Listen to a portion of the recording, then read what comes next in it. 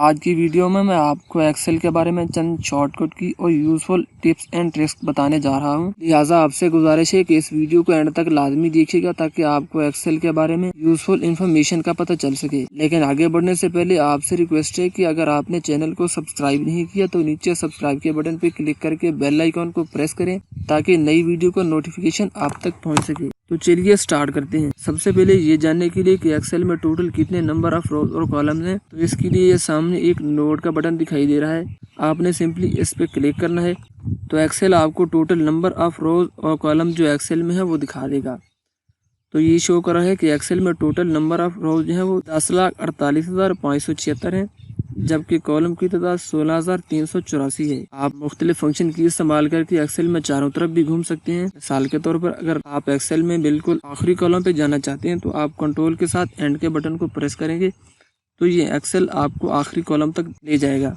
और ये भी शो कर रहा है कि एक्सेल में आखिरी कॉलम जो है वो XFD है। तो अगर आप वापस आना चाहते हैं तो इसके लिए आपको कंट्रोल के साथ होम के बटन पे क्लिक करना होगा तो ये वापस आ जाएगा।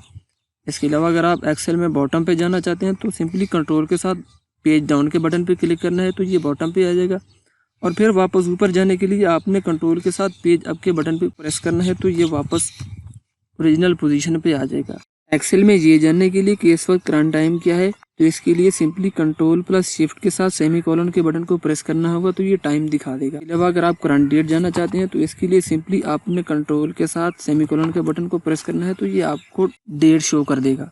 ये मेरे सामने कुछ डाटा है। अगर मैं चाहता हूँ कि इस डाटा में से किसी एक रो या कॉलम को कॉपी करके कहीं और पेस्ट करूँ तो इसके लिए सिंपली मुझे वो रो या कॉलम सेलेक्ट करना होगी।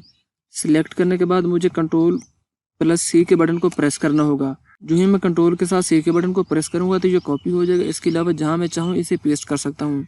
इसके अलावा अगर मैं ये चाहता हूँ कि किसी एक रो या कॉलम को कट करके कहीं और पेस्ट करूँ तो इसके लिए सिंपली मुझे वही रो या कॉलम सेलेक्ट करना होंगे। सेलेक्ट करने के बाद मुझे कंट्रोल के साथ X के बटन को प्रेस करना होगा। इसके बाद मैं जहाँ इसे चाहूँ पेस्ट कर दूँ। लास्ट फंक्शन को अनडू करने के लिए कंट्रोल के साथ Z के बटन को प्रेस करना है। मिसाल के तौर पर मैं यहाँ 5 लिख देता हूँ। इसे इरेज करना चाहता हूँ तो इसके लिए मुझे कंट्रोल के साथ Z के बटन को प्रेस करना होगा तो ये अनडू करता जाएगा। किसी एक रो को सिलेक्ट करने के लिए शिफ्ट के साथ स्पेस का बटन प्रेस करना है, जबकि किसी एक कॉलम को सिलेक्ट करने के लिए कंट्रोल के साथ स्पेस का बटन प्रेस करना है। किसी कॉलम को हाइड करने के लिए कंट्रोल के साथ 0 का बटन प्रेस करना है, जबकि वापस उसे अनहाइड करने के लिए कंट्रोल के साथ Z का बटन प्रेस करना है। किसी रो को हाइड करने के लिए कंट्रोल के साथ 9 का बटन प्रेस करना है, जबकि वापस उसे अनहाइड करने के लिए कंट्रोल के साथ Z का बटन प्रेस करना है। किसी रो या कॉलम को डिलीट करने के लिए कंट्रोल के साथ अंडरस्कोर का बटन प्रेस करना है और इसके बाद सिलेक्ट करना है कि आप कौन सी रो या कॉलम डिलीट करना चाहते हैं। किसी रो या कॉलम को सम फाइंड करने के लिए सबसे पहले उस कॉलम या रो के नीचे क्लिक करना है। क्लिक करने के बाद ऑल्ट के साथ प्लस का बटन प्रेस करना है और फिर एंटर कर देना है। जो ही एंटर करेंगे उस कॉलम का सम आ जाएगा। इसके बाद अगर आप चाहते हैं कि हर कॉलम का सम उसके नीचे आ जाए तो सिंपली उसे ड्रैग करना होगा।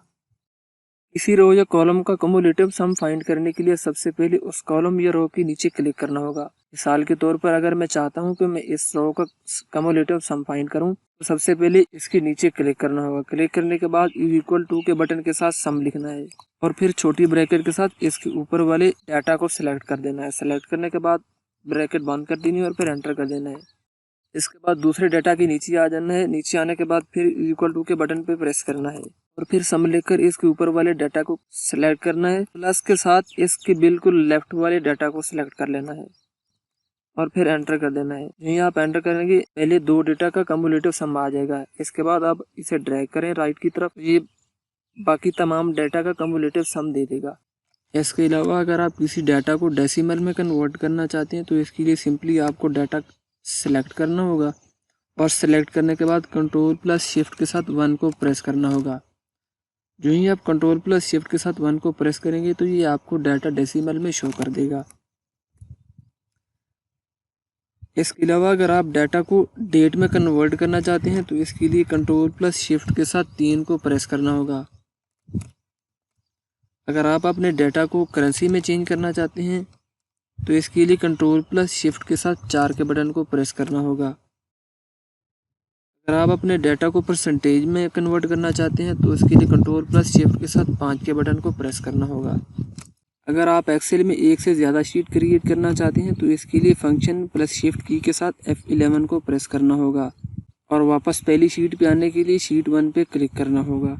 एक्सेल का न्यू फॉर्मेट ओपन करने के लिए कंट्रोल के साथ N को प्रेस करना होगा। अगर आप अपने डाटा की मदद से चार्ट या ग्राफ क्रिएट करना चाहते हैं तो इसके लिए सबसे पहले आपने अपने डाटा को सेलेक्ट कर लेना है। सेलेक्ट करने के बाद फंक्शन की के साथ F11 को प्रेस करना है। जो ही आप F11 प्रेस करेंगे तो ये आपके डाटा की मदद से चार्ट शो कर देगा। इसके अलावा आप ये जानना चाहते हैं कि आपने अपनी शीट में कहाँ कहाँ और कौन कौन से फार्मूले अप्लाई किए हैं तो इसके लिए कंट्रोल के साथ टेल बटन को प्रेस करें। जो ही आप टेल बटन प्रेस करेंगे तो ये एक्सेल आपको शो कर देगा कि आपने किन किन जगहों पे फार्मूले अप्लाई करके आंसर फाइंड किए हैं। दोबारा वापस जाने के लिए कंट्रोल के साथ टेल को फिर प्रेस करें। आप एक्सेल में शॉर्टकट की को यूज़ करते हुए भी अपने डाटा की नंबरिंग कर सकते हैं। मिसाल के तौर पर मेरा डाटा यहाँ से शुरू हो रहा है तो मैं यहाँ 1 लिख देता हूँ और नीचे 2 लिख देता हूँ। 2 लिखने के बाद मैं इन दोनों वैल्यू को सिलेक्ट कर लेता हूँ और फिर नीचे ड्रैग कर देता हूँ। जो ही ड्रैग करूँगा तो उसी डिफरेंस को आगे कंटिन्यू रखेगा।